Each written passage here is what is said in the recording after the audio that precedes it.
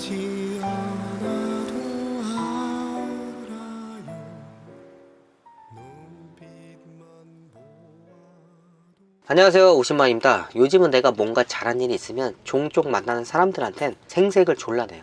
겸손히 미덕이라는 말이 있고 내가 잘하면 상대방이 알아주겠지라는 생각으로 살았는데 알아주긴 개뿔, 말 안 하면 하나도 몰라요. 그 대부분의 사람들이 문제가 상대의 장점을 인정 안 해주면서 몇 번 실수한 걸 가지고 쟤는 늘 저러고 사는 사람인 양 다른 사람들한테 단점만 부각해서 이야기를 합니다. 내가 결혼 후에 아내한테 가장 크게 서운했던 점이 이 남편의 노동력의 가치를 모르고 남자가 얼마나 힘들게 돈을 버는지 잘 모른다는 거였어요. 사업이 어려워진 지금도 대기업 다니는 친구보다 내가 더 잘 벌어요. 내 주변 지인들 중에 사업하는 사람들 빼고 근로자 중에 아직도 나보다 많이 버는 사람이 없습니다. 문제는 이 빚 때문에 버는 만큼 나갈 돈도 많다는 게 문제죠. 자기 남편이 억대 연봉자인데 내 아내는 그걸 몰라요. 그리고 난 저 돈은 20대 중반부터 벌었어요.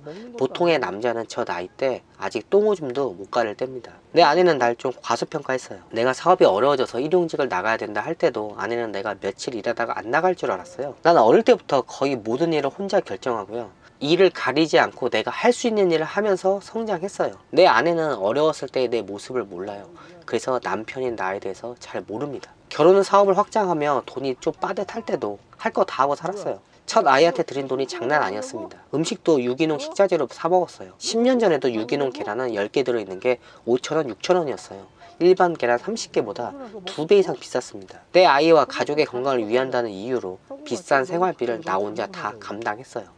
내 주변 사람들도 다들 잘 살았고 아내의 친구들도 다들 잘 살았어요. 내 주변 사람들을 보면서 아내랑 아이의 길을 죽이지 않으려고 좀 무리를 많이 했습니다. 사업 확장과 결혼을 동시에 하는 바람에 자금이 잠시 고갈돼서 작은 집에 살았는데 아내는 그런 우리가 가난하다고 생각을 했죠. 당시엔 그저 내가 열심히 하면 되겠지란 마음으로 혼자 사귀고 살았습니다. 그리고 그렇게 시간이 흘러 내 나이 38살, 내 인생 처음으로 9천만 원, 억대에 가까운 고액의 채무를 지게 되었습니다.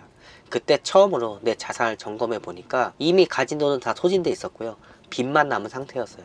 40주를 앞두고 그때 착잡한 마음은 이루 말할 수가 없었습니다.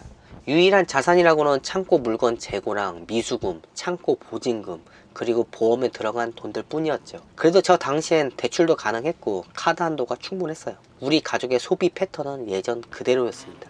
하지만 난 마음이 조급해지니까 더 많은 물건을 생산해서 이익을 극대화해서 사업적 손실을 만회하려는 행동을 했고요. 나중에 보니까 물건을 과잉 생산해서 한 번도 올려보지 못한 매출을 올려야 되는 극단적인 상황까지 몰고 갔죠.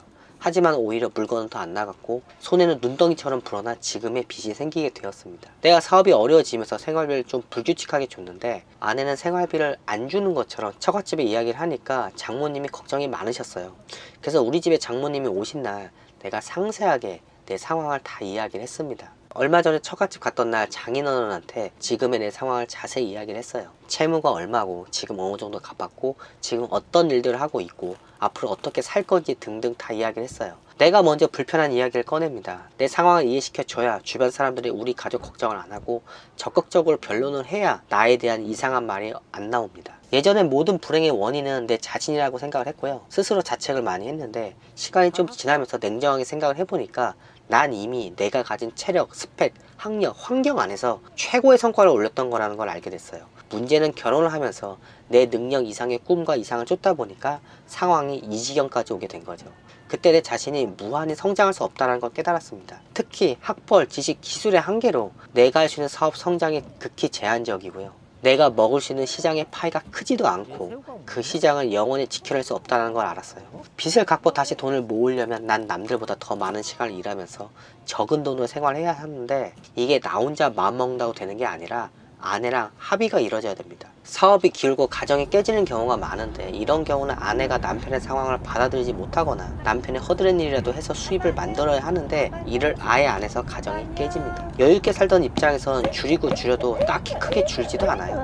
솔직히 줄이고 줄인다는 표현보다는 그냥 생존에 필요한 것 외엔 아예 돈을 안 쓰는 게 맞는데 그게 갑자기 되는 게 아니에요. 솔직히 사업하던 남편 입장에선 현재 내 상황을 이해 못하는 아내가 좀 서운하기도 해요. 결국은 남자 입에서 더 이상 나보고 어쩌라고 라는 말이 나옵니다. 사업이 길고 제일 후회한 게 좀 더 일찍 내 상황을 좀 더 적극적으로 아내한테 말을 할 걸 이란 생각을 했죠. 가장이 흔들리면 가족이 흔들린다는 생각에 안 힘든 척 했는데 그게 아니더라고요. 안 힘든 척 하면 진짜 안 힘든지 알아요. 내가 괜찮은 척, 아무 일 없는 척 어떤 금전적인 문제로 다 해결해 버리니까 내가 힘들다고 말해도 아내는 이 사람이 그냥 요즘 좀 피곤한가 보다라고 대수롭지 않게 생각합니다.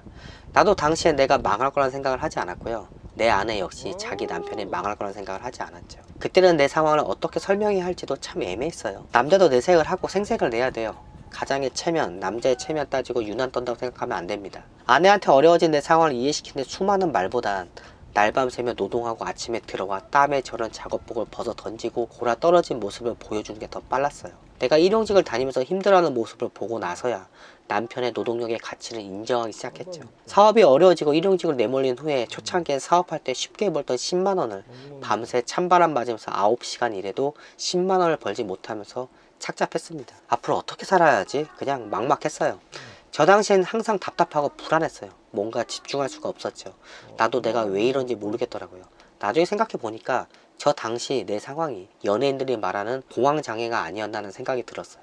지금은 노동이 어느 정도 익숙해졌고 스트레스 덜 받고 동일 노동 시간 대비 수익이 좋은 일을 찾아 하면서 조금은 나아졌지만 결정적으로 내가 마음을 잡고 흔들리지 않았던 건 아내의 한마디였습니다. 자기 힘들게 돈 버는 거 알아. 딱 저 한마디 듣는 순간 내 모든 수고를 인정받은 느낌이었어요.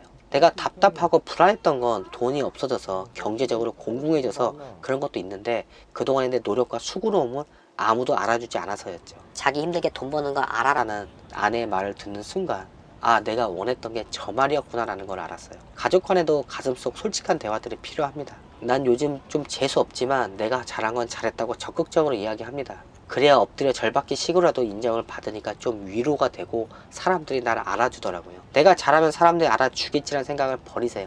타인의 희생을 알아주는 속 깊은 지성이는 그 숫자가 너무 작고요. 내 자신이 내가 받은 것, 남이 나한테 베푼 건 생각 안 하고요.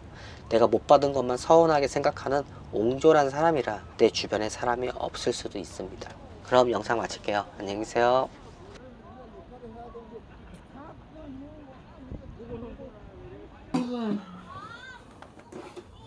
김치에 빠졌습니다. 그거 소고기야? 한번 불고기. 불고기? 돈이 없는데. 밥 맛있냐? 응. 아, 그냥 맛있는데. 유서준, 눈 크게 뜨고. 밥 먹는데 시키지 마. 귀엽잖아. 그 알타리 뭐 담갔나 보네? 응.